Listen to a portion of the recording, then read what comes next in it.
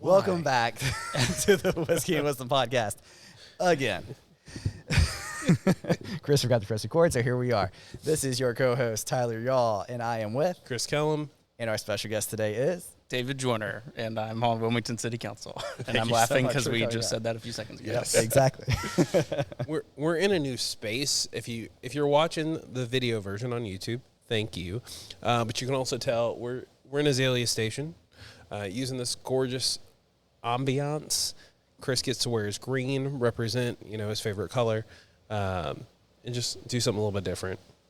But you did bring us a bottle of whiskey. Yes. It is the classic TX Texas Straight Bourbon. For those who've been listening for a while, we have tried this before, but It was a long time that I don't have a clue what it tastes like. Okay, good. It was in been a year while. one. Yeah, Okay. so it's been Yeah. over a year. Yes, almost 2 years because the that's way true. the thing rotates. So it does have corn on the nose with fresh pecan pie, very southern, some maple candy sugar and vanilla, and oddly a hint of banana. Mm-hmm. And then our palate is going to be super clean, like bacon spices, that pecan pie again, with some brown butter and light vanilla. So let's check it out, see if it's actually true to what it says. Cheers. Perfect. Thanks for having me. Cheerio. So the reason that I chose this one is that I've been to the distillery that TX has in Fort Worth, Texas before.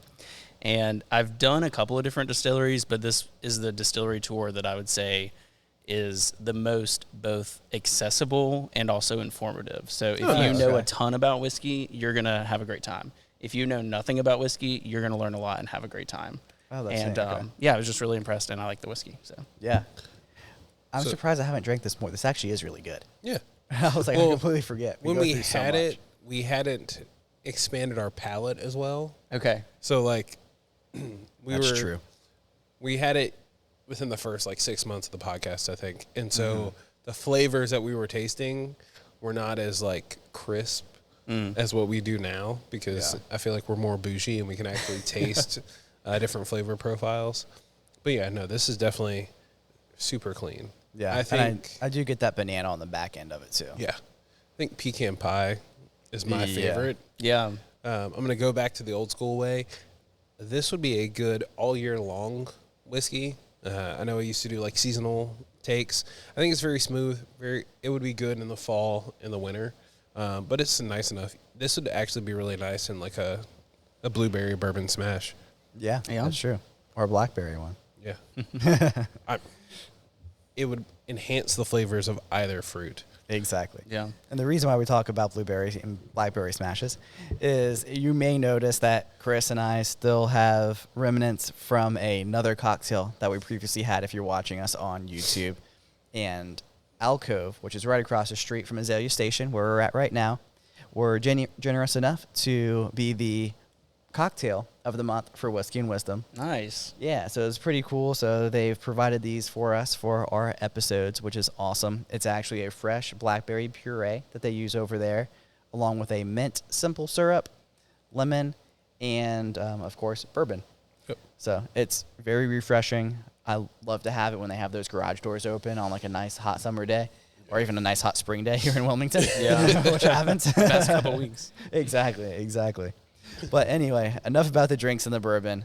David, tell us a little bit about yourself. Yeah, well, again, thanks for having me on. I've Yeah. listened to a lot of your episodes. So thank you. Some in preparation and some because I was like, oh, that's a cool topic. But yeah, so my name is David Joyner. I am a member of the Wilmington City Council. I've been on City Council since I got elected last November 2023.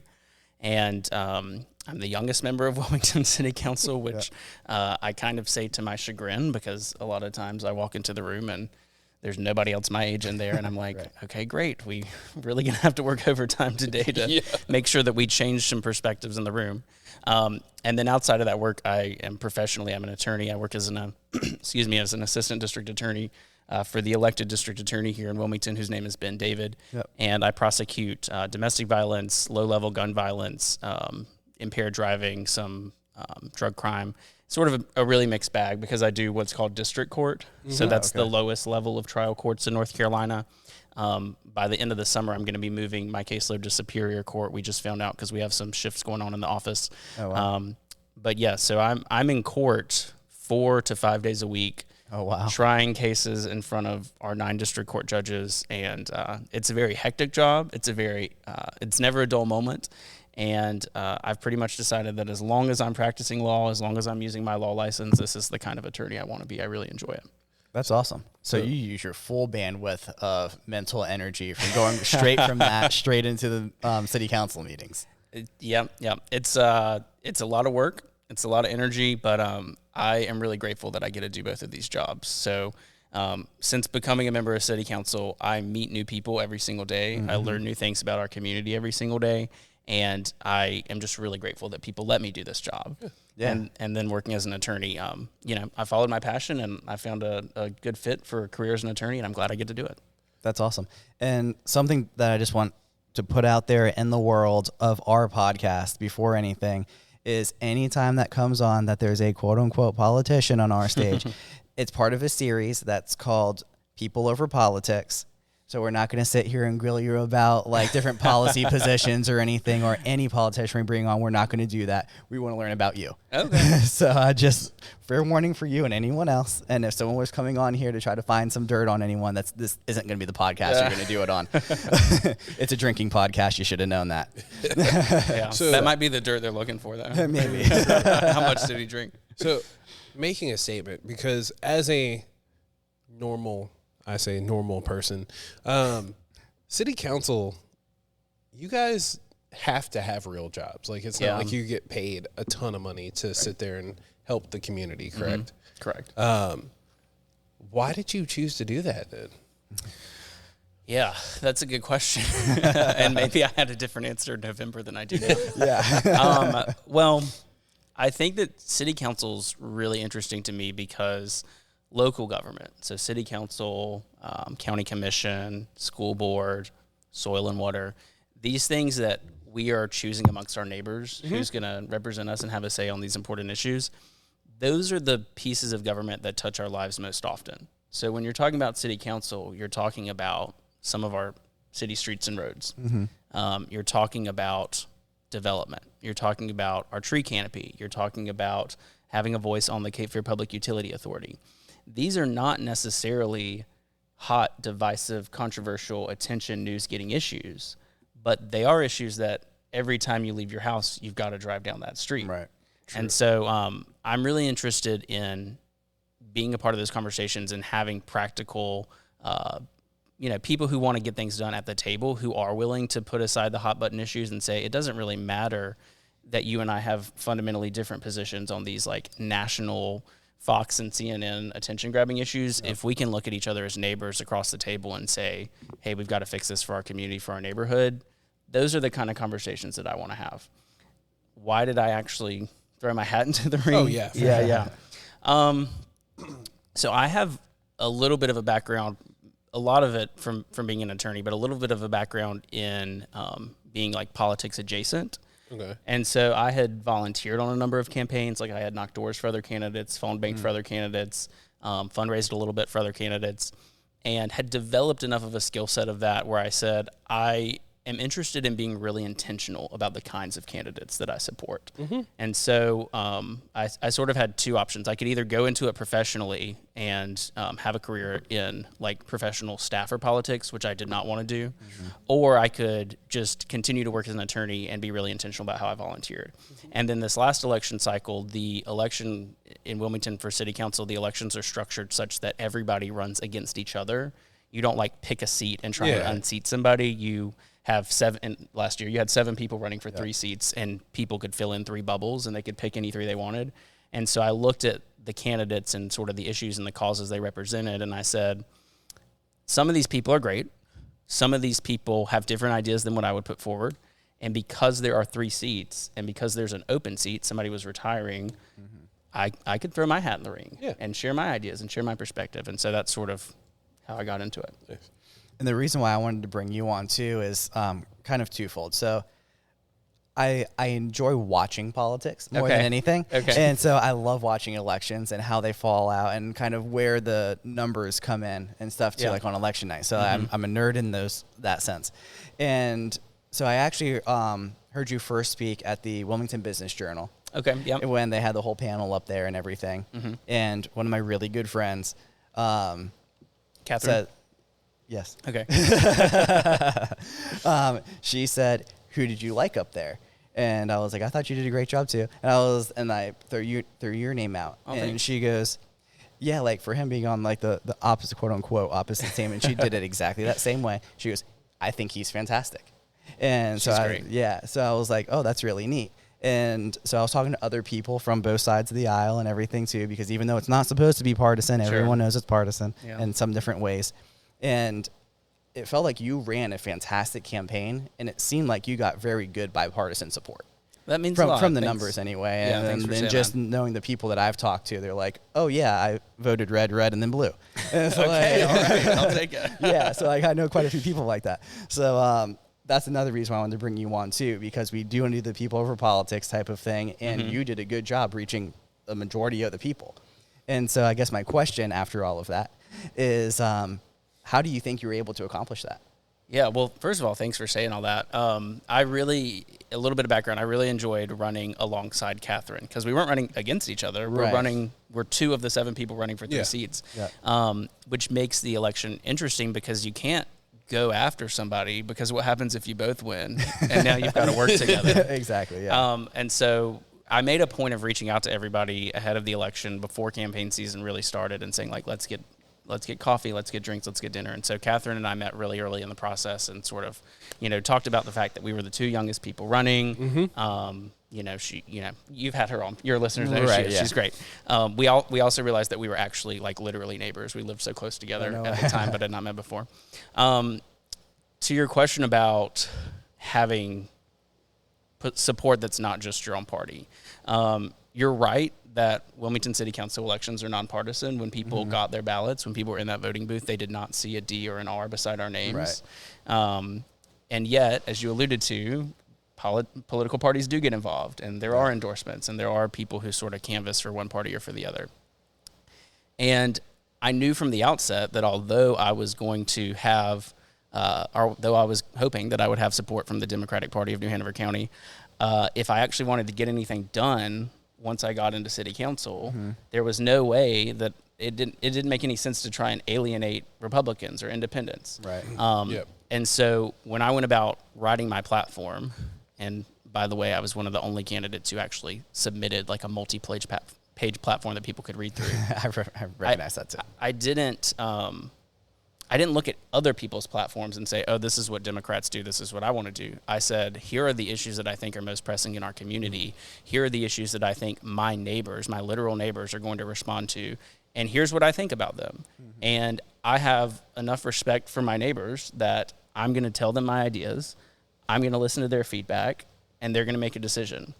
Thank you. Right. Because I get really frustrated with like top-down politics.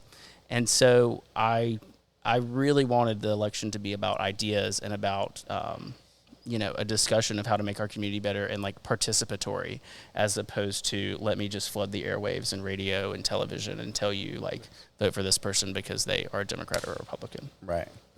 No, I appreciate that. And it for definitely sure. came across that way too. So yeah, I appreciate you kind of putting that out there and everything. So Thanks. because Chris likes to jump all around, Okay. being an ADA, did you get to choose what you like do in court, or is it like, hey, this person's been here, this person, and you just kind of like split it up? Yeah, it's sort of the latter. You definitely have, everybody has conversations about the kinds of cases that they're interested in, the kinds of cases that they are passionate about, and the kinds of cases that sort of get under their skin and they're like, that's not interesting to me. A big piece of it is seniority. Okay. And so the district attorney's office in Wilmington, which represents both New Hanover and Pender counties, and there's an office in Burgall, but the jurisdiction is the 2 counties are combined. The folks who are there now are sort of we have a lot of people who are very senior, and by that I mean we have many people who have been there much longer than I have. We have about 25 attorneys who have been there much longer than I have, who are also not yet approaching retirement.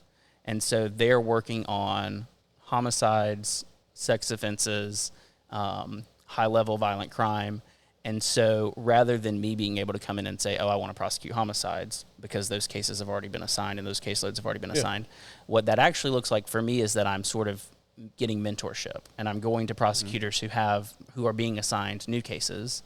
And I mean, it's kind of this literal of you see something on the news and then you go and look up and see who got assigned it, and you go and talk to them about it, and you can sort of get looped in and become a second chair attorney for that trial.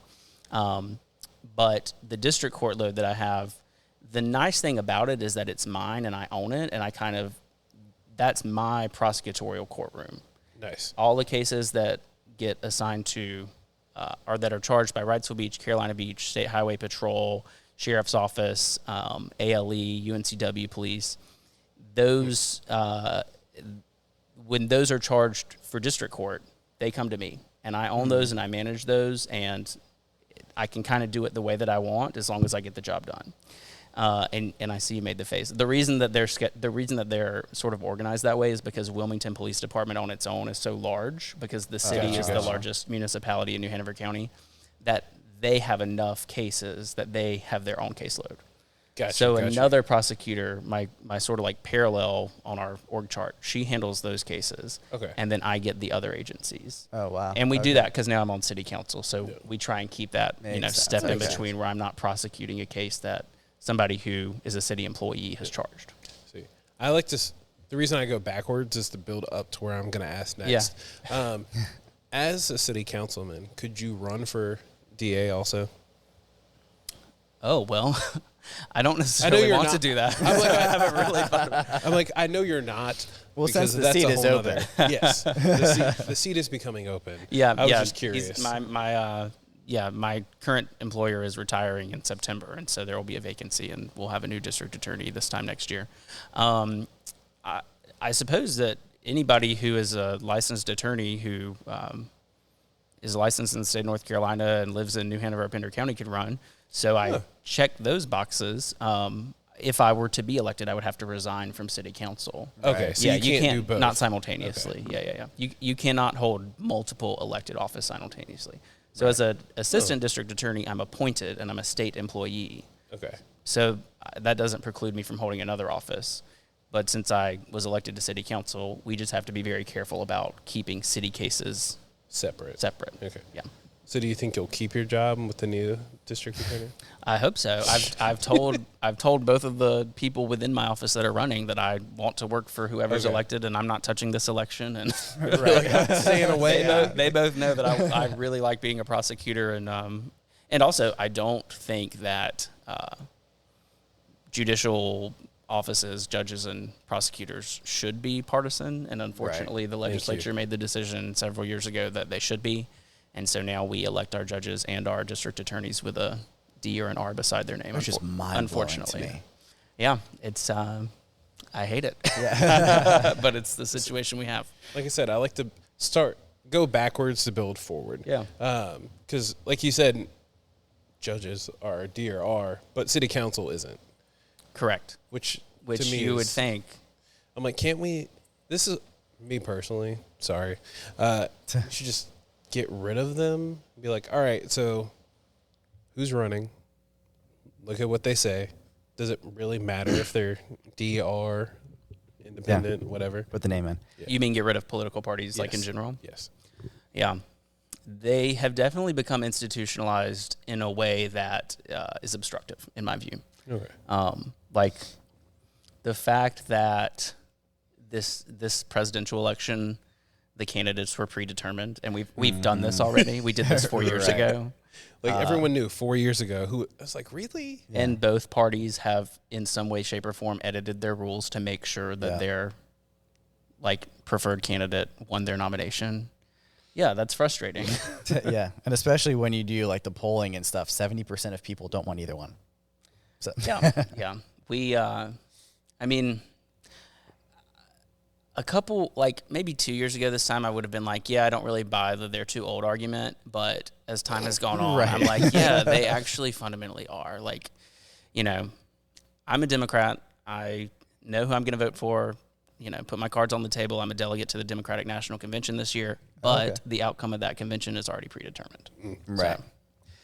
So what does that actually mean when they say like that you're a delegate to the convention? Because like I hear that a lot and I get the gist of what the job is, but what does it actually mean? In a presidential year where we have an incumbent, it doesn't mean anything. It means that I get to go to the convention, and that I will cast. It'll probably be like a what do you call it? Like a vote of consensus by just the ayes and nays. And actually, we may have to do it earlier because Ohio is changing their election laws, and we would like our candidate to be on the ballot. But in an incumbent year, it doesn't really mean anything. In a year where you have a contested election, meaning that you don't have the president in the White House, you have multiple candidates running in a primary, and you get late enough in the summer where you don't have a front runner and everybody else has dropped out, then in theory, the delegates would go and actually cast a vote on the convention floor, and you would potentially do multiple rounds of balloting, dropping somebody off each time until only one person remained. Oh, okay. So if the president was not sitting in our party, we would have to declare which candidate we were planning to support before we got there. And then once you get there, you try and persuade people to change their votes and vote for your candidate. Okay. Yeah. So I'm registered unaffiliated, but I lean kind of libertarian-esque. And so this was the first year that I watched a national convention, so it seemed like it was very similar to that too. There was a bunch of people that were nominated up there that they had predetermined that they were going to be up there, and they went through like 8 or 9 rounds of. Yeah. So, okay, I guess that makes more sense now that I actually watched it. You're saying the Libertarian National Convention did this? Okay. Yeah. So, as a delegate, are you representing a section, or you're just like, hey, I'm Democratic, so I'm showing up? So there are multiple kinds of delegates, and this is one of the criticisms of how these conventions work. I am a congressional district delegate, which means that the congressional district that we sit in, which is currently represented by David Rouser, the Democrats in that district, so multiple counties, had a convention to select our 4 delegates. Okay. And I was one of the 2 I was one of the 2 men because we have gender parity. So we picked 2 men and 2 women, and I was one of the men that was selected. So if I had not made it, if I had not been selected in that, I could have gone to the state convention and tried to run there, or because I'm an elected official, I could have tried to get an elected official seat. But that would have been very unlikely because I'm a new city councilor in a smaller city in the grand scheme of things. So there's a couple of different ways I could have tried to make it to Chicago. I mean, in the grand scheme of North Carolina, Wilmington is definitely top 10 cities. Yeah, we are top 10. Yeah. I say that because I don't all I know is like RTP, Charlotte, and then in my head, I'm like, technically there's like Raleigh, you got Durham.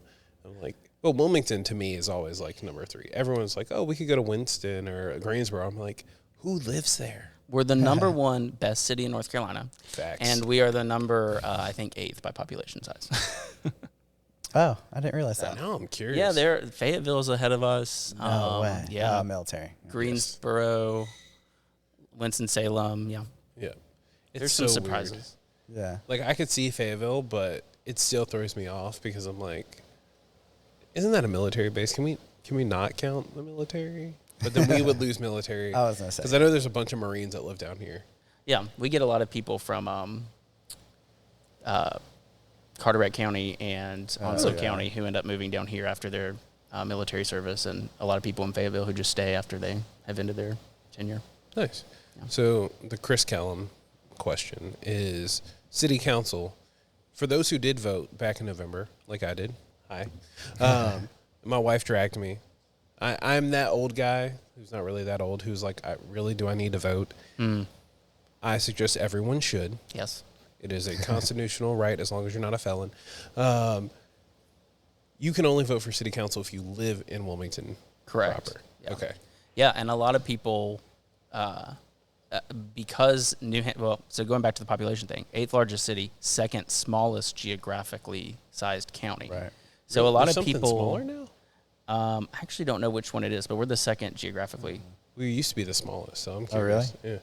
Yeah. And now I'm curious which one the other one is. But a lot of people live in the northern end of the county, which is where the city is. Right. Yeah. And live just outside city limits and don't even realize it. And a lot of people told me that they showed up to vote and were like, and I couldn't vote because I'm not in city limits. Yes. So, yeah, you have to live within the municipality to vote for the council. Which sucks, but when in the scheme of taxes, Yeah, if you live outside city limits, you don't pay city taxes. You only pay county property taxes. yes, which I found out because we bought our house. We're in like the weird part of the pie that's like there's a lot of us out there, but it's not incorporated yet. Mm-hmm. I was like, guess I don't get to vote for city council. Well, since we are on that topic too, Catherine did go over this on our episode with her, but I want you to go over it again just because I don't think we can go over it enough. Sure. What does Wilmington City Council actually do? Because I'm sure you've heard the same things that many of the other people did as well too. They're like, oh, can you fix whatever on Carolina Beach? And you're like, yeah. no. So what exactly does Wilmington City Council do? I get a lot of requests about beach parking, and I have to tell people that actually the city of Wilmington does not have a coast other than the riverfront. Yeah. The biggest responsibilities we have are related to police and fire, making sure that we have emergency services. We also have a large Parks and Rec department, which does more than just maintain our parks. They have programming for the city, sort of adjacent to them in that sort of stream of the org chart is our housing and neighborhood services folks who work on housing affordability, homelessness, and sort of the spectrum of housing. So we have a lot of things that we do. Right. And I guess a better way to answer your question might be, what do we have to do? True. So the state of North Carolina requires municipalities to pass a balanced budget, to have, in some way, shape, or form, provide building inspections, and not a whole lot else. Wow. Okay. So actually, a lot of the That's interesting. A lot of the services that municipalities provide in North Carolina are citizen initiated or citizen generated. It's a need or a concern in the community that's so great that it sort of falls onto the municipality to resolve. Okay. Interesting. Yeah. So I'm pretty sure I know this question. It's a really fast question. Is where we're sitting right now, is this part of your jurisdiction? Yes. Okay. Yes. I was just curious. There was no reason why I was asking. Yeah. And also Wilmington, all of our city council members are at large, meaning we all represent the entire city. We don't have districts. Okay. Gotcha. And municipalities can choose that for themselves in their city charter. They can decide if they want to group themselves by district. I think Fayetteville groups themselves by district. And so you would have to live in a certain neighborhood to run for that neighborhood seat. As opposed to in Wilmington, as I described earlier, we were all running together for the same 3 seats that represented the entire city. Okay, very neat. Yeah. for those wondering, Tyrrell County, Tyrrell County, is the actual smallest. Okay. Which is located. Is that northeastern? It's considered the Outer Banks. Okay. Like it's Okay. it's stateside. It's not actually like in the islands. Gotcha. County seat is Columbia.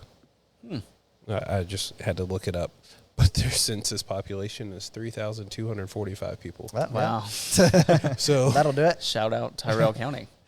yeah, I was like, there's no way. So technically, by I guess the square mileage, Wilmington is still the second. Like it's still super small. We're only like 200 square, but so we're smaller than Tyrrell, but population wise. Okay, so per capita, we're the smallest. Yes. New Hanover County is the smallest. Yes. Per So you got capita. okay. Yeah, it's so confusing trying to look up all this stuff. There's multiple ways to look at it. I'm sure. Tyrrell, then Hyde. These counties with less than 10,000 people kill me. We have 100 counties in North Carolina. It's I a know. nice round number. They did that on purpose, I'm sure. Yeah. But I remember growing up here and being like, oh, hey, Wilmington, New Hanover County is the smallest. And they're like, technically. Depends. But yeah, I had to throw that out there because I had to look it up. The thoughts and processes. Being distracted by things. How do you like this bourbon? I really like it. Mm-hmm. Yeah, what do you guys think? I'm a fan of it, especially because what we were talking about before, like we had it 2 years ago, I guess, and completely forgot what it tasted like. And now tasting it again, I'm like, I can actually taste the notes that Chris was talking about before. So it's just having the years now of being able to taste these and hearing what Chris has to say about each one of them. makes The a huge banana is the difference. most interesting one. Do you guys do a lot of whiskeys that have, or bourbons that have You'd banana? be surprised at how much fruit is in whiskey. Yeah. Yeah, and we were actually what's it called? It's, affiliate. An affiliate for Howlerhead for almost a year. Okay. Yeah, so and they are a banana bourbon like Oh, interesting. company. Yeah. So it was an interesting one. There's very few cocktails you can make with it. Yeah. Because it's very, very banana forward. Yeah, not but a it was lot interesting. of banana cocktails, No. especially with whiskey. Exactly. But interesting that yeah, it's it was interesting. interesting But yeah, this profile. one's nice because you kind of get like the pecan kind of thing on the front end. And on the back end, you get some banana, which is yeah. I enjoy having that kind of fruitier flavor on the end. When I did the distillery tour, they've built. So the cool thing about the distillery is that I don't know if it was Fort Worth, but there's a municipality in the area that had a golf course, and they sold the golf course to these guys who wanted to build a distillery on a large campus in the city, and so they have this just massive property, and you have to drive in, and it sort of winds its way in through the golf course, and then you get to the tap room and the distillery. And then off to the left, as you're pulling up, they just have this massive 4 or 5 story warehouse. And you sort of think to yourself, okay, well, what's that? But I'm going on this tour, so I know I'll find out. Yeah. And I love the metaphor that they used. They said that they think everybody who works there thinks that it looks like a college dorm, which the architecture kind of does look like a college dorm. Right. I can see that. And so they're like, well, we let our barrels sit for 4 years. So we just send our whiskey off to college to go live in the dorms for 4 years. And I was like, that's pretty funny. That's pretty neat. That's a great way to put it too, because it sticks. Yeah. See, we need one that's just like, I'm weird, but I think every state should have like their initials, like the NC bourbon.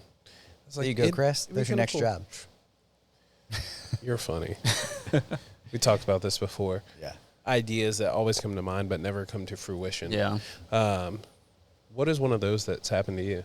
Like you've had an idea but never put it to fruition? Or one that That's you a good prefer question. to come to fruition? Okay. I have some ideas for Wilmington that I want to come Okay. to fruition. Yeah, send us. and, perfect. and I'm going to put these out into the ether that they are going to come to fruition. We're going to think positive thoughts and Right. speak them into being. Exactly. So right now we're working on housing and homelessness. Yes. Homelessness. It was interesting to me that the conversation around homelessness really picked up right after the election. So we Yeah. talked a lot about housing affordability. Yeah. But I didn't have that many people approach me to talk about homelessness. And then as soon as the election happened, that's what everybody Asked about. wanted to talk about and ask about. And we are doing a lot of work around homelessness. We're talking about homelessness. We started the year basically by having a joint city-county working group because the city is a relatively large city in the state. The county is relatively small. A lot of our work has to go hand in hand. We have to be strategic about how we work with our county commission partners. And so we sort of started things off with this roundtable conversation with staff in the room and with some service providers in the room to say, what is the scope of the issue? What are the resources that we have in front of us now? And how do we go about developing a strategy to actually make meaningful change and to get people housed and to make sure that we live in a city where nobody has to live on the street? And that's been a little bit of it's an easy thing to talk about. Of course. It's a hard thing to develop a strategy because you've got 7 city councilors, 5 county commissioners, and both of those entities have their own staffs. So you've got a lot of different people with a lot of different ideas, and you sort of have to make a game plan and stick to it. So what we've been trying to do this year is to really develop that game plan, and we're hopeful that by the end of the summer, early fall, we will have a good strategy that everybody's committed to and that we're working towards. Nice. The reason that I think we need that is because historically, in the mid 2000s, like 2006, 7, 8, they New Hanover County, Pender County, Brunswick County, and some of the municipalities therein had what they called a 10-year plan to end homelessness. And they got a lot of stakeholders together, a lot of service providers together, a lot of experts, some people with lived experience, having been homeless, and developed a very comprehensive plan with very specific goals on how our community was going to tackle the issue. It was pretty successful, pretty significant reductions in chronic homelessness, meaning people who were unhoused, living on the street for an extended period of time. improvements to how many people were essentially using an emergency room visit as a means of escaping chronic homelessness, as opposed to actually having a medical emergency. Oh, wow. But 10 years out from that was 2017. So we've had hurricanes, a pandemic, like things have happened since that then, yeah. 10 years ended and that success. And so our attention has shifted, like as a community, our attention has shifted away from that. So in my view, it was time to revisit that anyway. And I think we just had to figure out amongst ourselves, the city council and the county commission, how we wanted to go about that. And we had different ideas. There was a proposal on the table to essentially get together different community stakeholders to do sort of a canvas and an assessment of all of the service providers that we have in the city, to identify what areas we were working on well as a city and county, what areas nonprofits, charities, churches, service providers were working on really well in that sector, and then to identify the gaps and sort of drive a strategy on how do you fill those gaps. We decided not to do that collectively. We basically said, we don't need a committee of 25 people to tell us the work that's already going on, especially when literally in this room across the table from us, we have 25 service providers who are here, like ready to talk about this today. Right. And so we shifted that and sort of put the expectation on city and county staff that, no, we need you to do the canvas. We need to bring these people to the table. And now we have sort of from that first meeting at the beginning of the year to the end of the summer, we are meeting with those groups, trying to identify those gaps and coming up with a strategy to get us back to a place where we know as a community what we need to do. What I have been pushing for and have been vocal about most recently is that we need specific measurable targets, because without that, there's no accountability and we actually can't measure progress. 100%. And so, like I said, we're hopeful that we're having this conversation in June. I'm hopeful that by the end of the summer and the early fall, we'll have that ready for our community. All along, obviously, the service providers are continuing to do their work, and I've been really grateful for how many of them have, welcomed me to come to their shelter or come to their community dinner, or all of the amazing things that they're doing to try and help our neighbors who don't have housing. Because I'm learning a ton as well, and it's really cool. Yeah. It's really cool to see how hardworking people in our community are over this issue and the passion that they have to solve it, as opposed to just complain about it. Right. That's really neat. That's good to know. Again, I don't want to go into necessarily the policy of this, but I just wanted to hit on something that was big in your campaign too, is the beautification of Wilmington. Yeah. And making sure the nature stays nature around here too, and just kind of making sure that we're not just clear cutting everything. Yeah. Well, I think that also goes to your point about casting a broad net and bringing in people who maybe traditionally don't see themselves as environmentalists, or who don't see themselves as climate change activists. Because I have said this time and again, and I've said this now that I'm on city council when I go to meetings in other parts of the state to talk about municipal issues and state issues. I've said repeatedly, Wilmington is uniquely positioned that you can talk about environmentalism to Democrats and Republicans and independents and libertarians and Greens, because everybody in our community is affected by PFAS.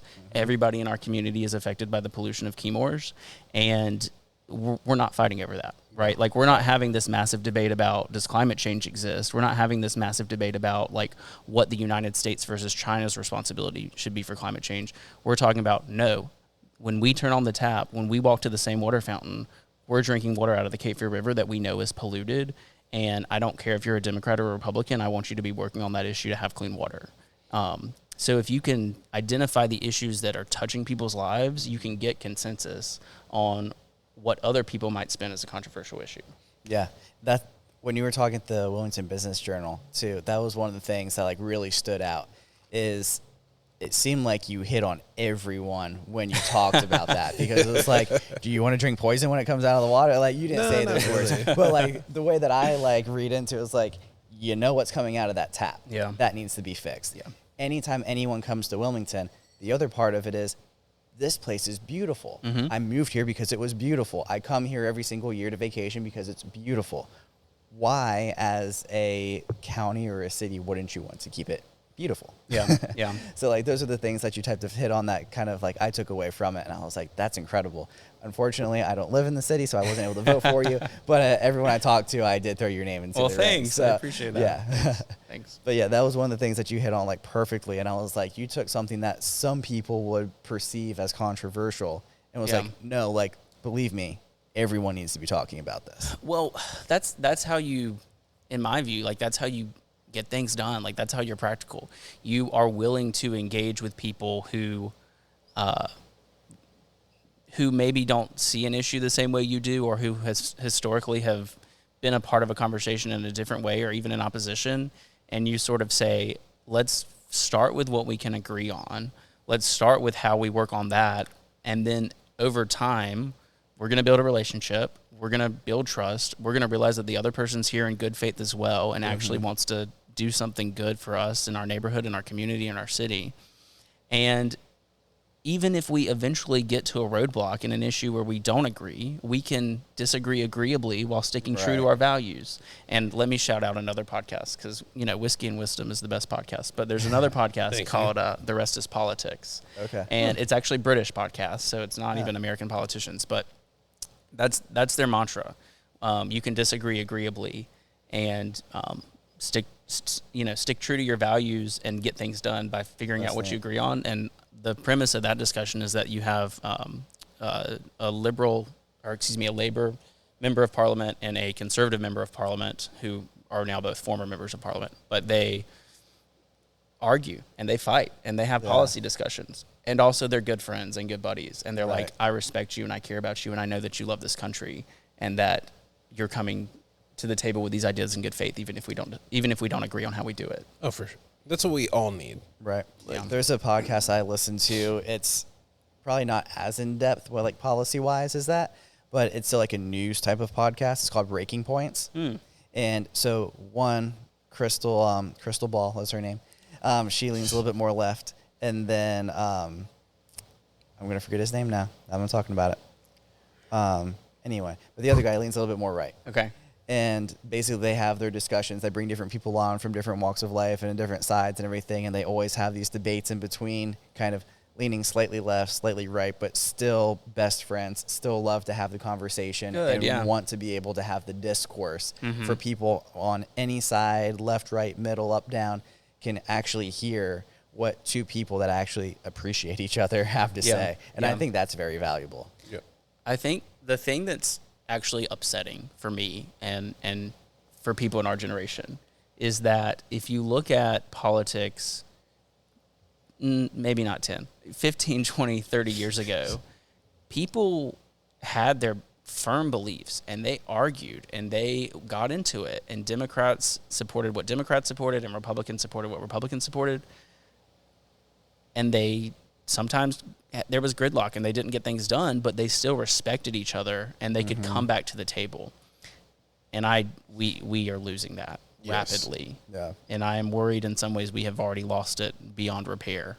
The vilification of people who aren't like me, the vilification of people who don't vote the way I vote, the vilification of people who don't think or talk the way I think. And yeah, it's upsetting.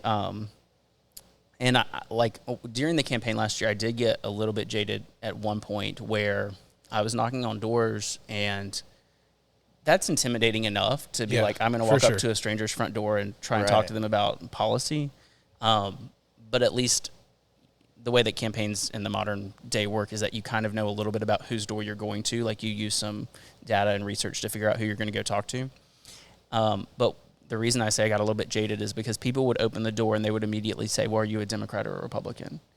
And I'm like, here's who I am. Here's what I stand for. Here's my platform. I'm going to answer your question because that's your question. But like, you were automatically going to shut me down if I didn't have the right answer. And there was a 50-50 chance that I was going to give you the wrong answer and you weren't even going to hear me out. Like it's frustrating to me how many people are motivated to vote against something than to vote for something. Yeah. And so that's my sort of mantra and what I've encouraged others who have asked me subsequently, like they're interested in running for office. What advice do I have? Give people something to run for. Don't be somebody who's out here campaigning against everybody and everything. Gotcha. I've always wondered about that. How is it like actually going knocking on doors and making just cold phone calls, being like, "Hey, vote for me," because like I understand you need to, but like for me, that's extremely intimidating. It is incredibly intimidating. It's one of those things of like practice makes perfect, and the first time somebody slams the door in your face, you sort of realize like, okay, that sucked, Right. but it's also the worst that can happen. True. Right? Yeah. Like, Yeah. I have another name on my list. Let me walk down the street a little bit. Right. Interesting. So So that's a good point. Good way of looking at it. I have 2 final questions. Sure. One, how long is your seat? Like, how long do you hold your seat? Sorry. Yeah, so city council in Wilmington is a 4-year term. Okay. The mayor is a 2-year term. So every time there's a city council election, the mayor has to run for re-election. And then the 6 of us are on staggered terms. So 3 people ran last year. Our 3 colleagues will run next year, and I won't have to run for another 4 years. Okay. That makes sense. I was just curious. Sure. So this is a 2-part question. As a city councilman, what does success look like for you? And then as a person in general, like what would that look like? Yeah. So I think I'm constantly revisiting my platform and asking myself, have you made movement on this issue that you promised you were going to make movement on? Mm-hmm. Because there will come a day, well, if I choose to run for re-election, that's not a given at this point. There are some days where I'm like, why did I do this? No, if I run for re-election, like that's how I hope people will measure me. Mm-hmm. We talked a little bit earlier about, do we actually have articulable, measurable goals? In a perfect world, that's how democracy is supposed to work. People measure you against your goals and what you've promised you would do and what you promised you will do. So I'm constantly revisiting my platform and asking myself, have I made movement on those, and measuring that for myself. And then I think more broadly, a big piece of it is like promoting a political culture of respect and getting things done. Yeah. I've told people in my own party, like, I agree with you on the points you're making. I disagree with how you're saying it, and I think that you're doing more harm than good, and you're going to make it more difficult to achieve that goal. And I've been a thorn in some people's sides because they want to, have their little air horns and make their noise. But I'm trying to drive. I guess the answer I'm getting to is that I'm hopefully somebody who's a practical office holder and is getting things done. Yeah. What you talked about there, when I talk about other people when it comes to that too, it's exactly what you said. Like, you came to the right answer, but somehow you showed the wrong work. Yes. It's like, all right, I don't know if I can still support that. But yeah, I appreciate that. So my last question to you then, and you may have heard it before, if you were to tell your younger self one thing, what would it be? Get out of your own way. I have had, and I think the election really highlighted this for me, in so many ways in my 30 years on this planet.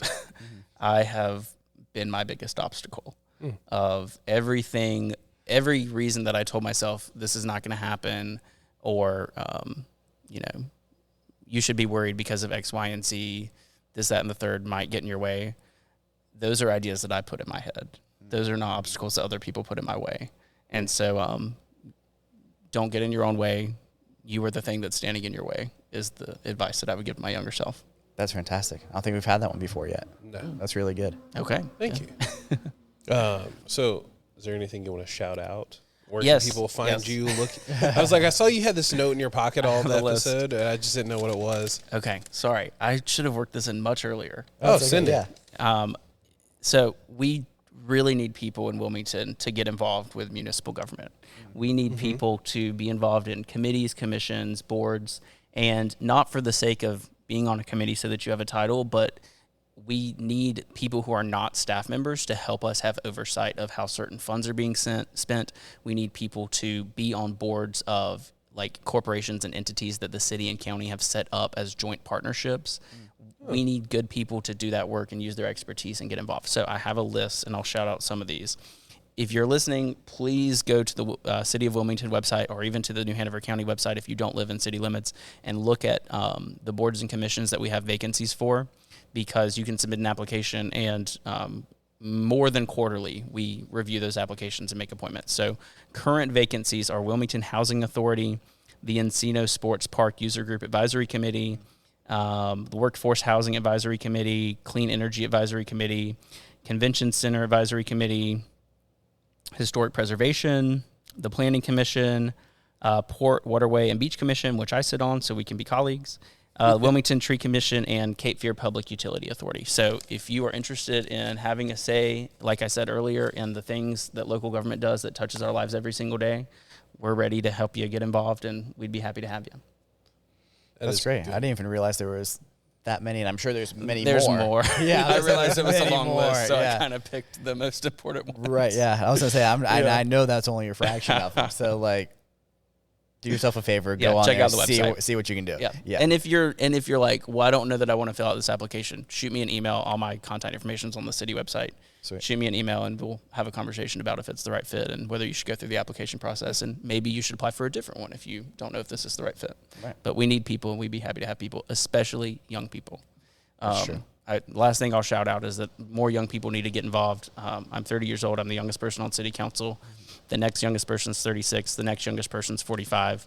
And, man, there are a lot of conversations that happen in the city, a lot of decisions that are made in the city that young people are not involved in, not in a malicious way. Like, nobody's trying to exclude them, but also nobody's actively thinking, like, how can we get young people to have input? So we've got to get ourselves to the table. We really do. Yeah. I was thinking that too. Like, even at work, there's generational gaps. Like, we have a handful of people that are in their, like, mid to late 60s who are ready to retire. And then there's a huge jump down to, like, our 50-year-olds. And there's jump to me who's, like, 35. And then we, like, at one point we had people in their early 20s. And I'm like, but there's so many generational gaps that you're missing those key points that you need to make. And, like, I work in retail, so those gaps aren't as drastic. But in government, like, we need people who are younger, who have ideas, because this is where you're going to live. This is where you want to make an effect. We're going to be here longer than the people who are making some of the decisions. So, understandable. So, are you on social media? I'm not terribly active on social media. I use LinkedIn and I used Instagram at David Joyner ILM. Probably the best ways to find me on social media. Perfect. Thanks, y'all. I'm really glad that we did this. Yeah, absolutely. Thanks so much. Anytime. Yeah. Thank you. Cheers. So, everybody, like, comment, share, subscribe. If you watch the video, I'm sorry I didn't hit record early enough. And if you didn't, you just heard, hey, nothing bad happened. But, yeah, we'll catch you in the next one. Cheers. Cheers.